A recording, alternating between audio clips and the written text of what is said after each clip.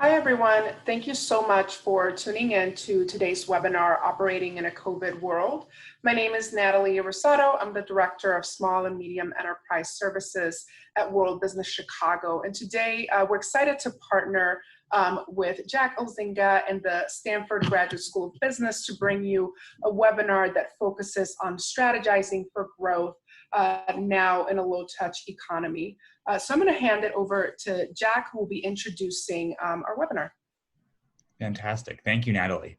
As Natalie mentioned, my name is Jack Elzinga. I'm a second-year student at Stanford Graduate School of Business, and we've been lucky enough to work with a team of Stanford Business School students, but also with World Business Chicago to come up with a set of recommendations and tips on how to operate your business in the COVID world. So I will spend today walking through some of our recommendations, and then we'll also be lucky enough to be joined by Patrice, who's the founder and CEO of GoLogic, and she'll talk through her own personal experience on how she actually pivoted her business during COVID.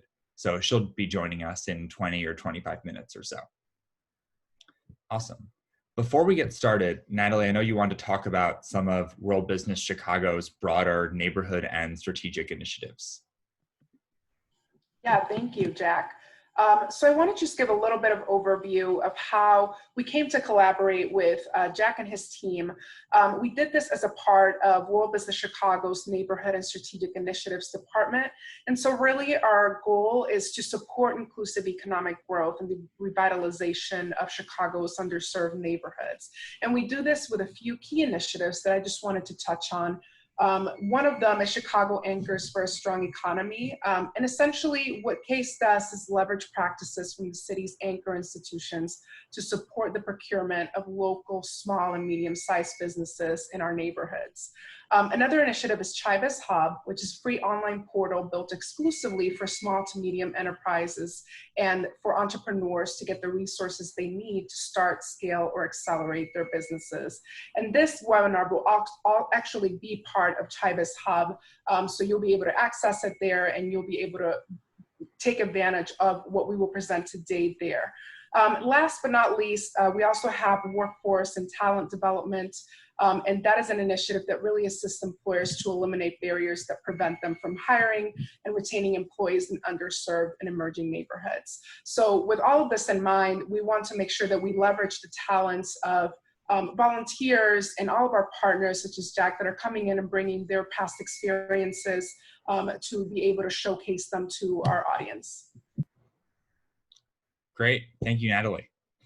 All right, then without further ado, why don't we jump into some of the tips and recommendations here. So the way we thought about this is, how can you continue to grow your business during COVID? And most importantly, how can you remain open when many elements of your normal business model are no longer possible?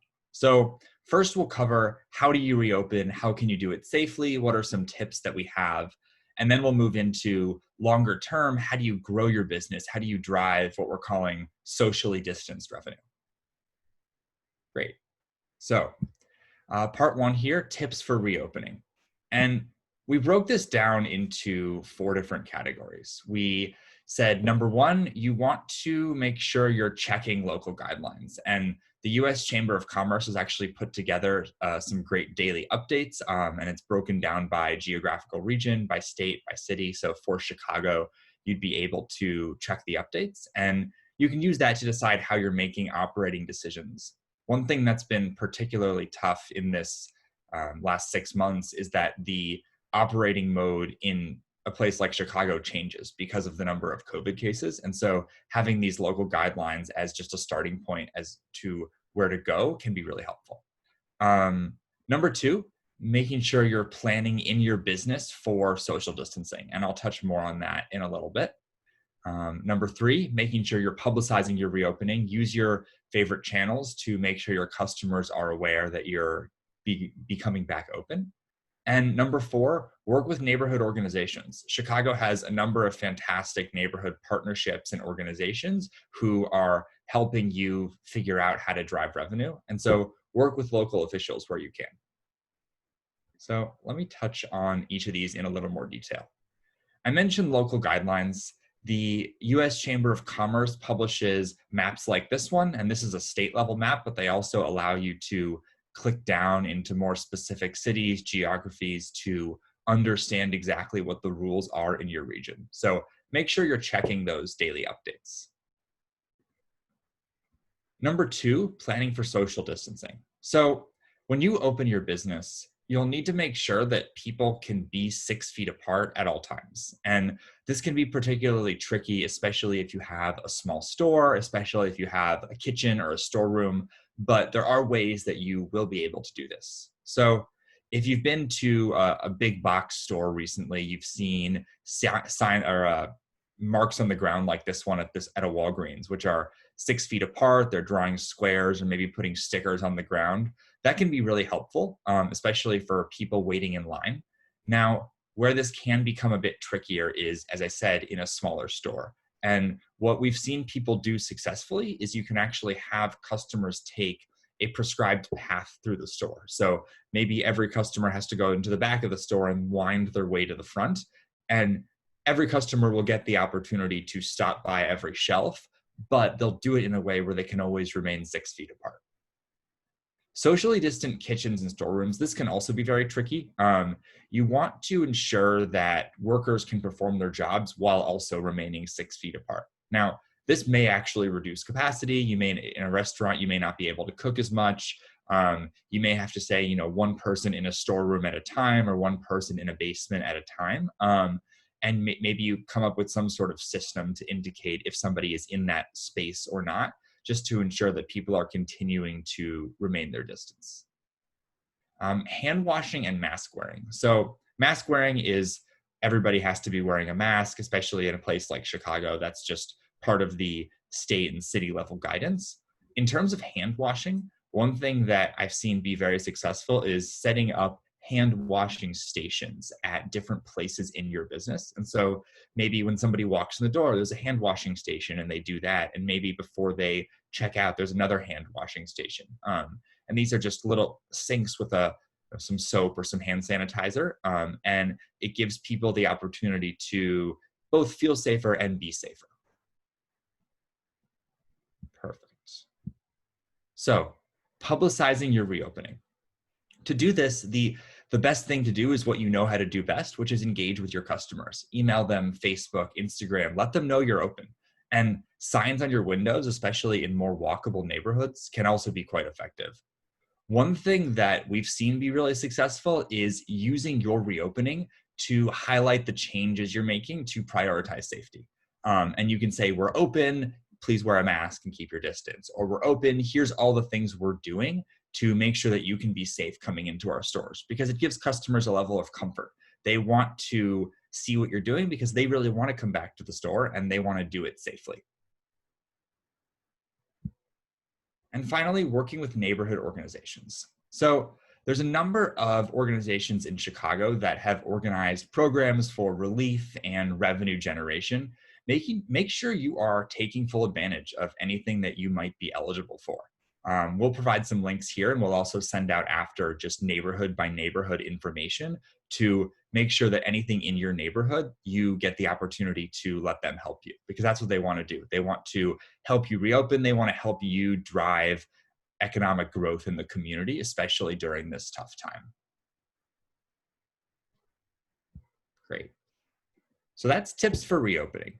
What I want to do now is talk through driving socially distanced revenue. And what we mean by that is, how do you continue to grow your business in a time where many businesses are not growing and there's a lot of headwinds that are stopping you from really getting your full potential out there? So we've come up with 8 tips for you, and I'll walk through each of these in more detail. Number 1, automate through technology. There's a number of tech platforms you can use to save time day to day. Number 2, selling gift cards. Working with a gift card provider, you can actually start to pull some of your revenue forward. Number 3, offering memberships. You can incentivize your most loyal customers by selling special perks to them. 4, building your e-commerce presence. This is a great time to really develop your website, advertise online, if at all possible with your business model, get your customers to interact with you in an online setting. Number 5, accept orders for pickup. Especially with a restaurant, you can adjust logistics to allow safe pickup, but also with many stores, curbside pickup logistics are something that customers find very reassuring because they don't necessarily have to go into the store. Number 6, converting in-person appointments to online. And this can be everything from a consultation to even just store office hours where you allow customers to view the contents of your store and talk to you in an online setting. Number 7, open an employee relief fund. Help your employees. It's a really tough time for everybody, and members of the community are excited to help in many communities however they can. And finally, number 8, partner with other businesses. Sharing logistics costs with similar businesses in your neighborhood can be a great way to reduce your costs, especially at a time where nobody's operating at full capacity. So I'll touch on each of these now in a little more detail. Number 1, automate through technology. So COVID is a great time to expand the number of services your business is working with and expand the number of pieces of your business that you automate. And these are changes that won't just last during COVID. They're changes that will actually help you save time forevermore. And we'll send out all this information after, but a few examples here, using something like Slack for messaging or Zoom, as I'm on now, for video conferencing, Venmo or Square for payments, something like Google Suites or even Asana for workflow productivity. These apps and these softwares are designed to help you save time. And not everything is going to work for everyone, but I encourage you to try them and really understand if there's ways you can make them work to save time in your own business. Number 2, selling gift cards. So selling gift cards now allows you to simply pull revenue forward, especially in a time where revenue is lower. Sell gift cards and explain to your customers why you're selling them, because they understand that you're having a tough time, but they also know that they want to come back to your business and they want to be there in the future. And so this could be a great time to give them incentives, to give them a discount if they buy a gift card, that kind of thing, to allow them to support your business however they can. Now, there's a couple of different ways to do this. You can do it through your existing point of sale system. There's a number of third parties that we'll send out some information after on that allow you to work with them to provide gift cards. Or you can even do just e-gift cards through your website.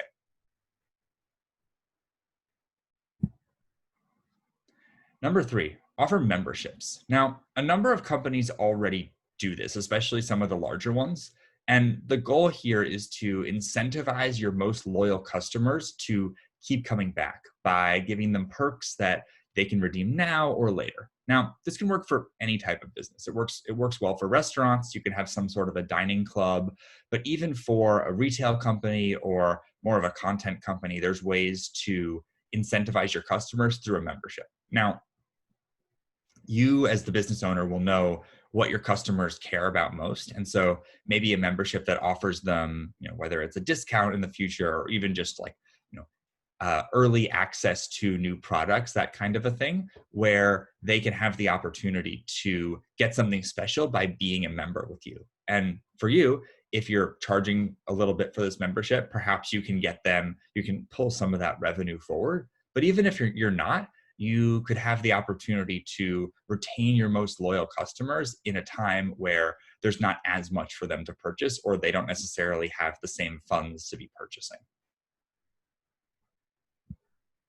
Number 4, e-commerce. So one of the big changes that we're seeing, and we've been seeing before COVID, but we're continuing to see, is the growth of e-commerce. And this is something that I think for a large portion of people will continue to be the reality post-COVID. And so building your e-commerce presence is so, so important.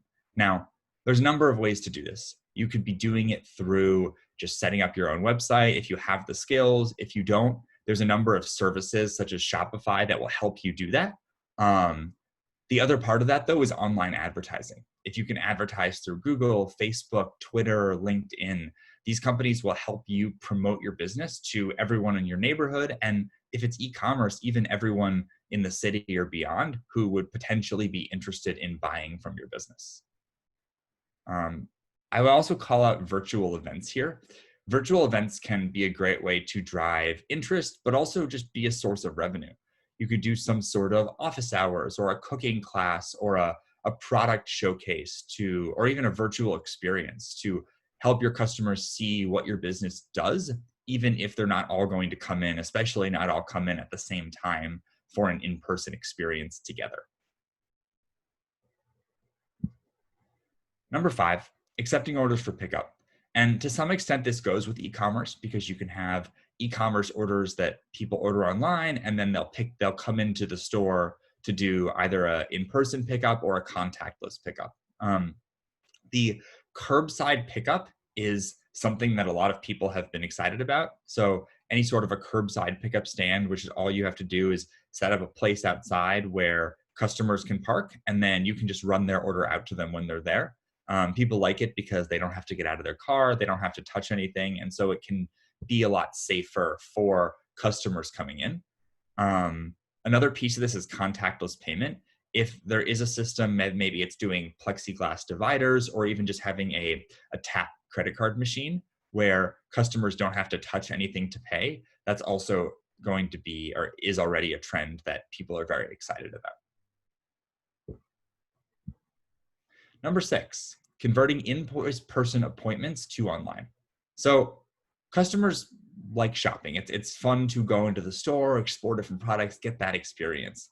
If you can create even a little bit of that experience online, there's a lot of interest from people, especially those who can't necessarily leave their homes. And so you could have online appointments through FaceTime or through Zoom. You could have virtual store hours, or you could actually have you in the store showcasing your products to all of your customers.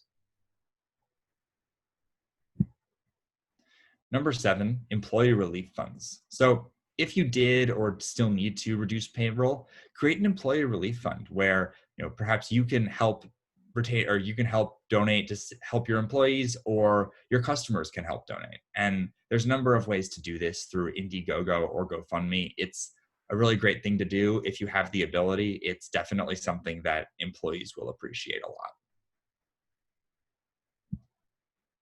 And finally, number 8, partnering with other businesses. So many logistics, or many back-end logistics and many operating models can be similar across companies. And so if you can find other companies, especially in your neighborhood, maybe you're a restaurant in a food hall, that kind of thing, where your logistics are either shared or close by, there can be an opportunity to partner and cut your own costs, maybe use one kitchen that you share instead of 2, and only have one company making the food, or maybe combining supply chains for similar companies by just talking to other small businesses.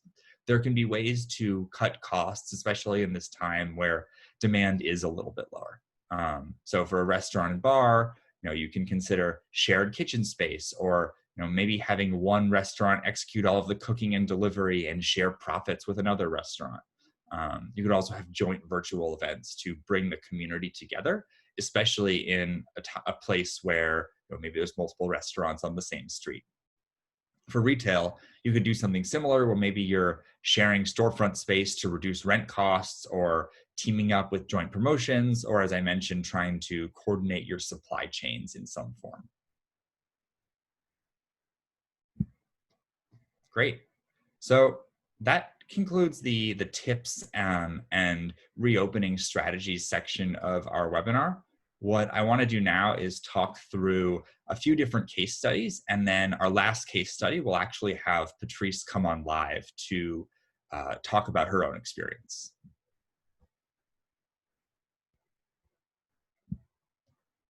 Perfect. So first here is Genbing Company. And Genbing Company they're a New York-based company, fast casual restaurant, traditionally located in food halls. And for a long time, they found themselves unable to open, especially in the food halls, due to local regulations in New York. So what they decided to do is two things actually. First, they repurposed their kitchen to produce cold meals that were ready to heat with instructions. And what they did then is they could go ahead and deliver those ready to heat meals to their customers on a delivery app. And it would be, oh, we're delivering this cold, here's the instructions for how to heat it. And we actually saw a number of restaurants in Chicago do something similar, and it worked really well for them. Genbing also set up a revenue sharing agreement where they coordinated with the other restaurants in their neighborhood, and actually specifically in the food hall they were in, to produce meals that were branded and according to the specifications of those partner restaurants, but Genbing was actually doing all of the cooking. And they did the cooking, they did the delivery, and then they paid those partners a share of sales. So without necessarily using all of the space that these companies had all used, they were able to get their food out to customers in the reduced demand setting that COVID had required them to do. Great. Number two, neighborhood partnerships. So neighborhood breweries in Ravenswood partnered together for a virtual happy hour. And it was all virtual. Each brewery brought a signature beer, and they offered directions and specifications for safe pickup. So then they co-led the virtual tasting hour. So everyone had their beers at home. You could sign up, get the beers delivered to you. And then they ran through this virtual tasting hour where each different brewery talked about their own beer, and you could have that experience, but in the safety of your own home.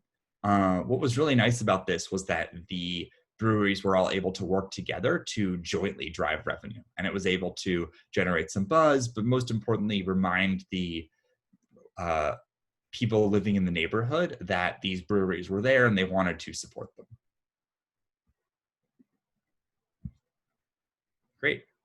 Number three, in addition to the brewery event, there's been a number of virtual and socially distanced events throughout the city. So the example we will use here is City Grange, which is a garden center with two locations, one in Lincoln Square and one in Beverly. And they've been offering a series of what were first online, but actually now socially distanced in-person classes to keep their customers engaged, especially at a time when people were not coming into the store as much. They figured out how to get people excited online about their products and about their business. And so here's one here, fall landscape online class, but there were a number of them, and they're continuing to do them because people are continuing to be excited about, how do you learn landscaping 101? Is that something that you can do online? Fantastic. All right. All right, number four. So prioritizing safety. And I talked a little bit about this earlier, where when you reopen, one of the things you want to make sure you do is advertise to your customers what are the safety precautions that you're taking. Wearing masks, staying 6 feet apart, sanitizing. And the reason for that is that customers want to know what you're doing so that they can feel like they're protecting themselves when they come into your store. So Bookie's Bookstores is a Beverly-based bookstore, and they did a great job of this. And this was their little logo for reopening. We are open. We care about your safety. And what they did is they had a whole list of all the safety precautions they were taking to ensure social distancing and reducing COVID transmission while you were in their store. And it also gave them an opportunity to remind the community, we're here, we're open, we're ready to serve you, but we also care about your safety, and we can balance those two together. Great. Number five, Facebook contests. So the Quilter's Trunk, which is a West Beverly-based fabric shop, has been putting on Facebook contests every Thursday, and people will share their personal quilting stories online. And what's great about this is they offered prizes. So if you win, you can have a prize such as a free yard of fabric, but it's happening entirely online. And even though I believe they are back open now, they continue to do these because it's a great way to get people engaged in the business, especially online, and during a time where most people are continuing to stay home. Fantastic. So number 6 here, I will save for Patrice. Thank you. Natalie, are there any questions, or I think you might be on mute, any questions that came up as we went through that? Yes, thank you so much, Jack, for such a great introduction. I wanted to ask a little bit more just about bringing in additional revenue. So the presentation was so well crafted and went over the different sources of revenue that you can pull in that are low touch and really allow our businesses to adapt during this time. But I'm wondering if you have just some recommendations. I know that when a lot of business owners are so in the thick of it and really working in the business, how do you recommend that they stay really focused on making sure that their recurring revenue sources are sound? I know that especially in this environment, you typically have your main revenue sources from your products, your services, but can you recommend some ways that business owners, just from an accountability and tracking standpoint, can really make sure that they're maximizing all of those different recurring revenue sources that they may not know of or that they may not have thought about? Like, what are some great ways to either research them or talk to people that may know how they can bring in some different recurring revenue sources? Yeah, so I'll answer that in 2 ways, because I think the number 1 is making sure you are staying in touch with your customers, because the revenue that you're bringing in and that you'll continue to bring in will come from the customers that you have. And so whether that's having revenue from those customers in the same way that you did before, you want to make sure that you are understanding your customers and understanding their needs. And so what I would encourage you to do from that perspective is making sure you are reaching out, especially to your most loyal customers, or to anyone who's purchased from you in the last 6 months, and reach out to them and understand, can I get on a quick phone call or even just send an email? Like, what are some of the things that we could be most helpful with for you? What do you need from us? And I think that could be a way just to start brainstorming, even whether it's your same source of revenue or other sources of revenue, to most clearly understand the best way to help your own customers. So that's part 1. Part 2, what I would say is, I think there are, whatever your business is, oftentimes your logistics or your setup can lend itself really well to other sources of revenue that you haven't necessarily needed to think about yet, because your business has been doing well and you've just started it and you are day-to-day running the business. So one thing I would encourage is, even just, and we can also post some examples of this, but even just looking online or talking to people who in similar businesses, to understand what are some other things, if I'm a restaurant, what are some other things I can do with my business? Or, I'll save Patrice's example for Patrice, but they were a nanny company and then did pivot just based on the back end logistics that they had. So, and it looks like Patrice is on. How are you, Patrice? Hi, everyone. I apologize for being a couple of minutes late. No, you're early. You're good. Oh, wow. Okay. Great. Patrice, this is actually a perfect transition point if you're ready to jump in. So what we've been talking through here is some of examples we've had, case studies of businesses that have been creative during the last 6 months to either alter their business model or run virtual events or find ways to drive revenue while being at home. And your example is one of the better ones we've seen, given the almost full pivot that you've done. So would love to just hear more about your story and how you thought about that and what that journey's been like for you. Absolutely. So I get to jump in? You get to jump in. All right. Hi, everyone. It is a pleasure to be here to share with you my journey. I hope that during this time together that you gain some technical golden nuggets to implement along your journey, maybe now or in the future.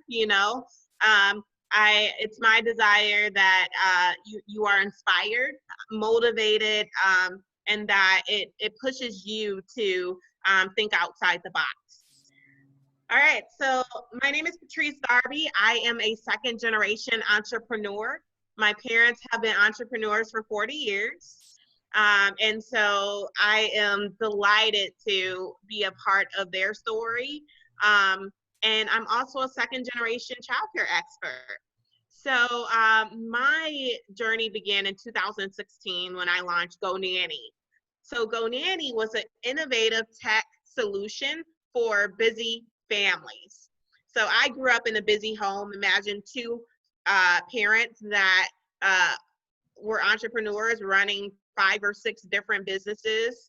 And so it was a lot of, oh, Patrice, you can't go and play soccer because no one can take you, no one can pick you up, or you can't play sports or any of that. And so Go Nanny was an innovative way to merge childcare with technology.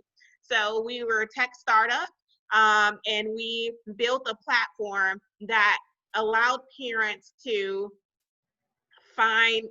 being paired with, we paired them with safe, dependable, trustworthy childcare professionals. So, and they were able to book those people in short increments. So mom would say, you know, I need someone to come to the house at 6:30 a.m., help with the morning routine, get the kids off to school. So books an hour, book 45 minutes, it only pays for that time. In tandem, they were able to see everything that was happening in real time through the platform. So all of the tracking and the entire experience was with the parents, even though they were, you know, working or, you know, on the go or traveling. So that business grew very quickly. We had a wait list of 12,000 families, and we grew to $500,000 in revenue in 2 years. And it was at that point where it was like, yes, you have market validation. Now, how do you scale, right? So your first thing is product market fit. You got to make sure you nail that first. Once you nail that, then it's like, how do I do that again and again and again on a large scale? And so that's where we hit our biggest challenges, scaling. And so what we learned was that our model, in order to scale properly, required a raise of $100 million, which was really unrealistic, right? And so what I did was I took a step back and I said, okay, we've got 2 years of data. Let's analyze that data and let's build version 2 and make it data driven. And that's exactly what we did. And so the data showed us that we were hiring childcare professionals that were coming from schools, programs, and childcare centers. And they were coming to us for supplemental pay. What that meant was they were being underutilized at their first job, and they needed more work to increase their utilization rate. And so that's what so our platform that we built as version 2 was a SaaS platform, software as a service. And so we built it and we sell it to childcare centers, schools, and programs. And what it did was it created impact throughout the entire ecosystem.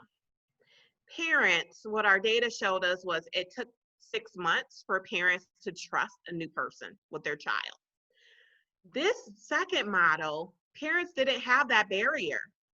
They already knew the person. They already trusted the person because they took care of their childcare, whether it was in the school, as a staff member, or a teacher.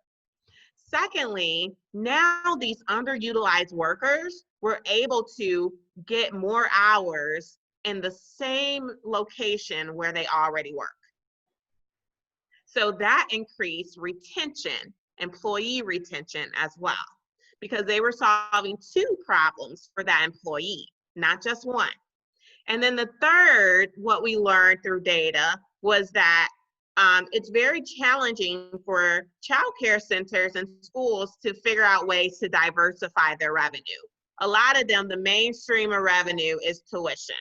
And so especially for childcare centers, this gave them a way to create a new revenue stream.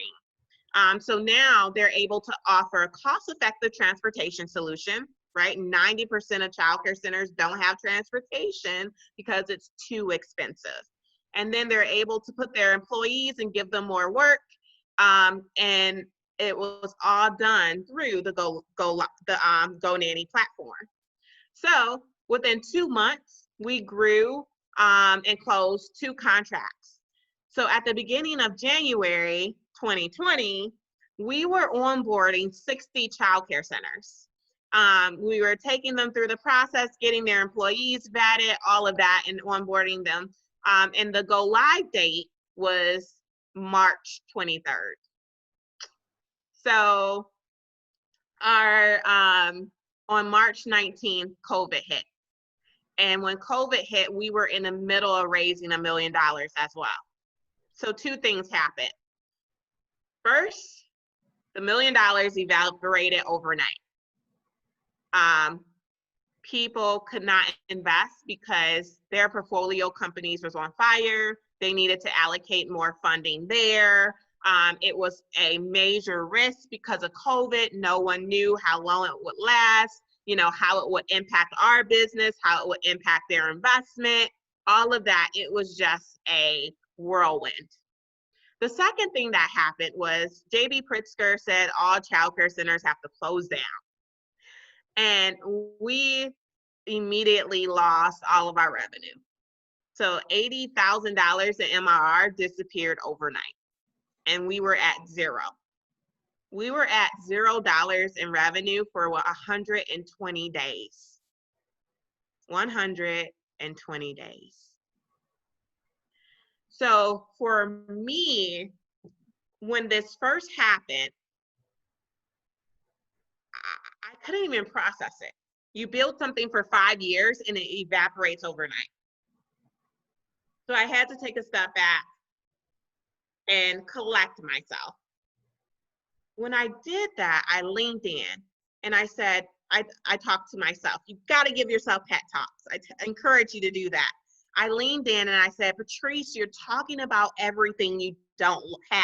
You're talking about everything you lost. Why are you talking about what you lost? If it's gone, it's gone. What do you have? What is still here? I have robust technology and I have an incredible team.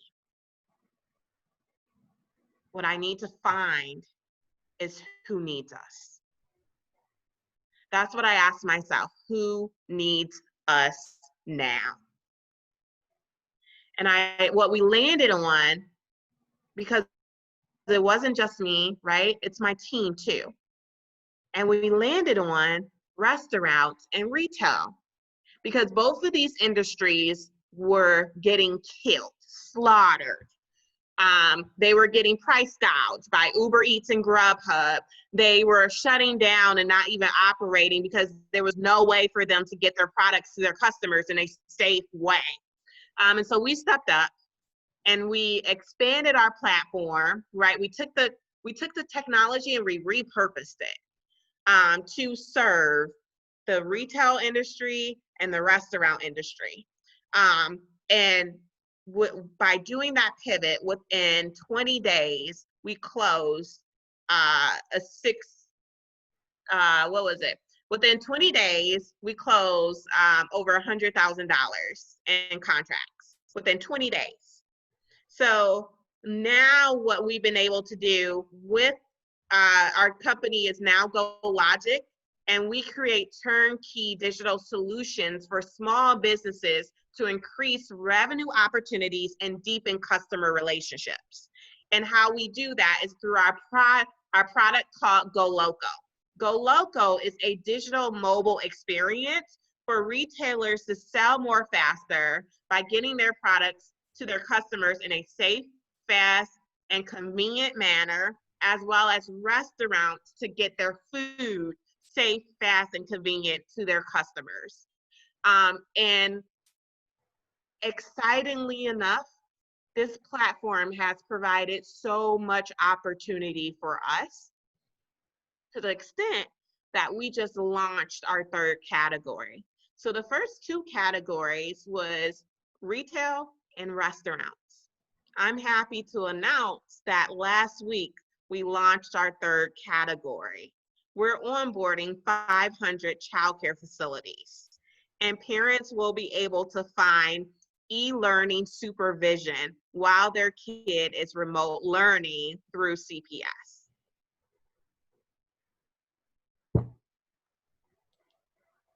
Wow. Well, that's amazing, Patrice. What a fantastic story.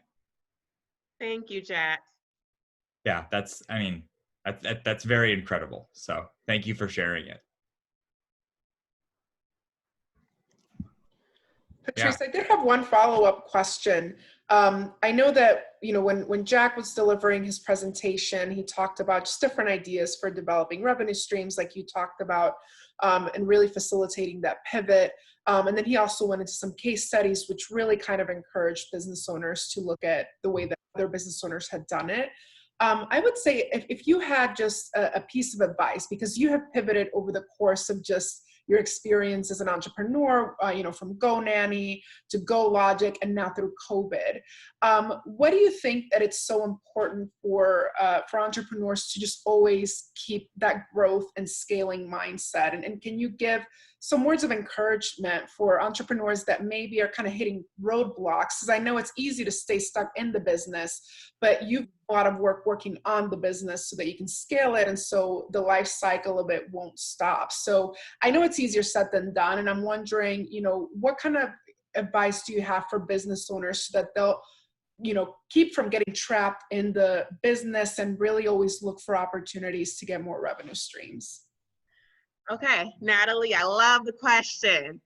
I love it. Number one is that you have never reached your full potential. Your business has never reached its full potential.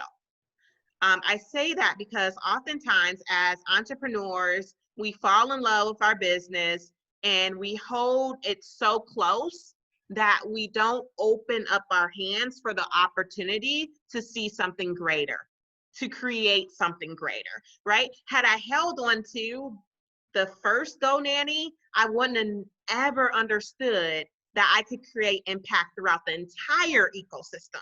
That it's not just about Patrice and the employees that she's hiring, that it's about the communities around her, right? It's about impact throughout the entire ecosystem. So one, never allow yourself to be kind of stifled, right? And not experiencing more growth. Secondly, pivoting is a part of entrepreneurship.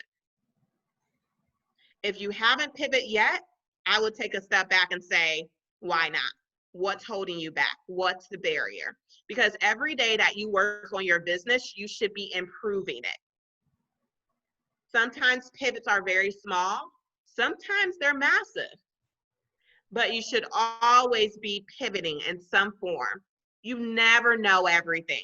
When you meet with your advisors, when you meet with your mentors, you're always going to be learning. Never stop learning, because as you learn more, you'll grow more, your business will grow more, and you'll understand how to pivot when you need to, and pivot successfully.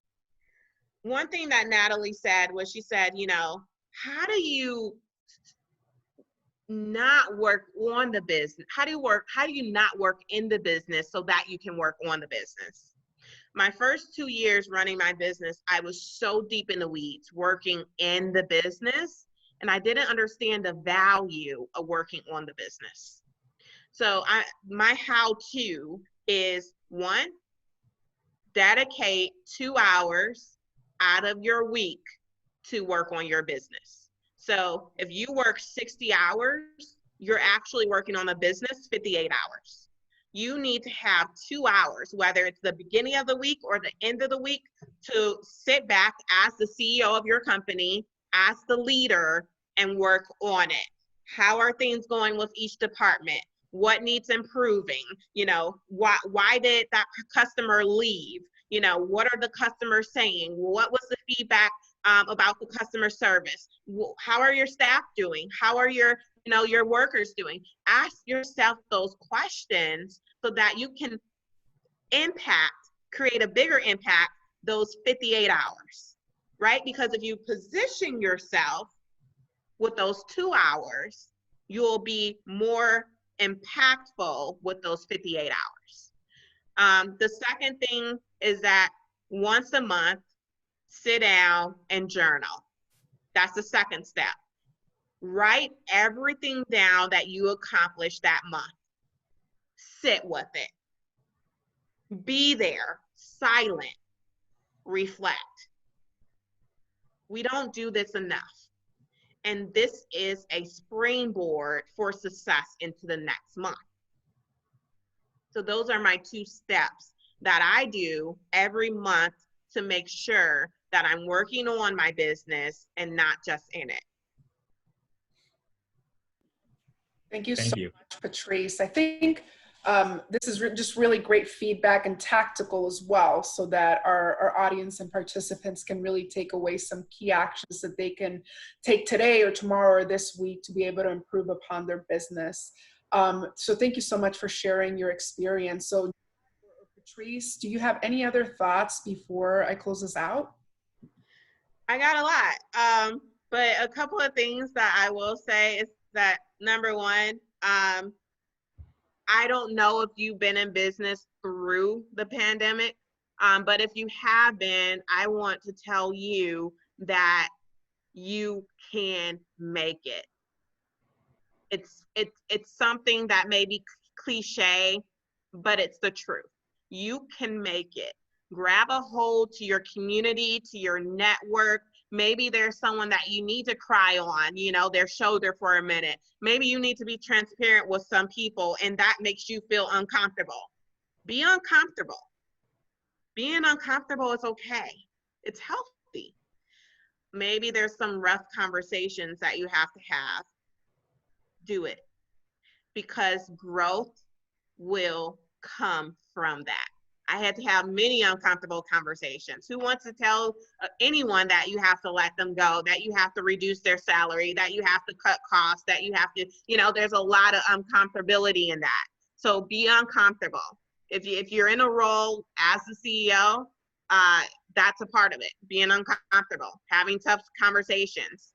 The more you do it, the more comfortable you'll become. And then my last word of advice is that data is king. If you have not been analyzing your data of your business's performance, stop. Stop working on a business, stop working in a business, and take a couple of days just to analyze the data. Because that data could be where your pivot information lies in your data. That's it.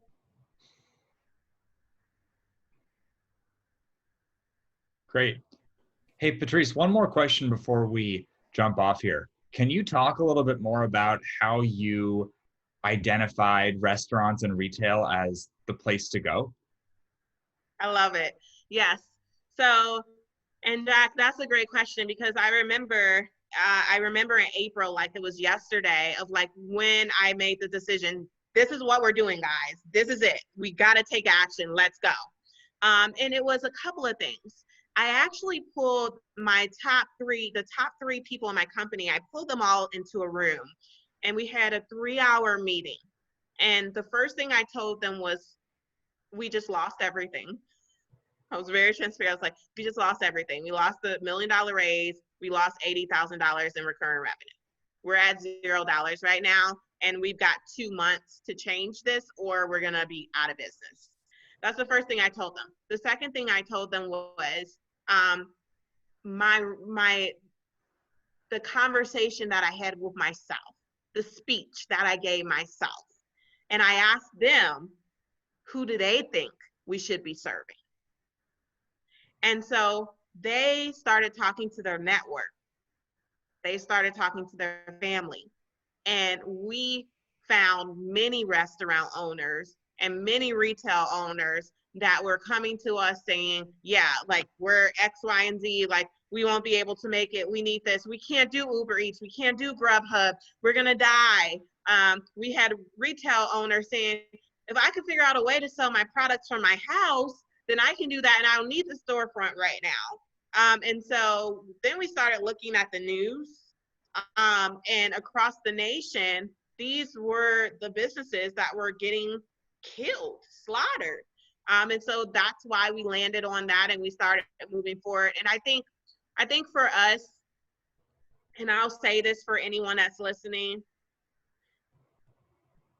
don't allow your worry, like don't be so worried about if it doesn't work to not take a chance. Who knew that we would go from Go Nanny to Go Logic and be doing Go Local right now? No one did. It was a risk that we took. It was calculated, but it was a risk. And I was worried because in 2 months, we're not going to be here. So are we placing the right bet? Are we choosing the right thing? If this doesn't work, we're out of business. We're done. And so I think don't be so worried about it failing that you don't start, that you don't try it. Be okay if it doesn't work out and put everything into making it work. Great, thank you. Thank you both so much. So first, I just want to, thank our presenters. So Jack, thank you so much for all the work that you've put into this and bringing, your business experience and your private sector experience to really prepare this presentation. And Patrice, thank you for your insights and for really giving us an overview of what all of this looks like when you're really in the thick of it, trying to pivot a business, not just once, but a couple of times, and really continuing to make the business better. So again, thank you. This webinar will be available. I just want the audience members to know it will be available in our site, chibishub.com. So thank you so much for tuning in. As part of World Business Chicago and our Neighborhood Strategic Initiatives team, we want to continue to provide content that's helpful for business owners that are really trying to make the best of what they've got, as Patrice has said, and really try to adjust during this time. If you have any further questions, we'd love to be of help. So feel free to reach us. We can try to figure out how we can work with you either through Chibis Hub, through our case programming, or through our workforce development programming as well. So please don't hesitate to be in touch.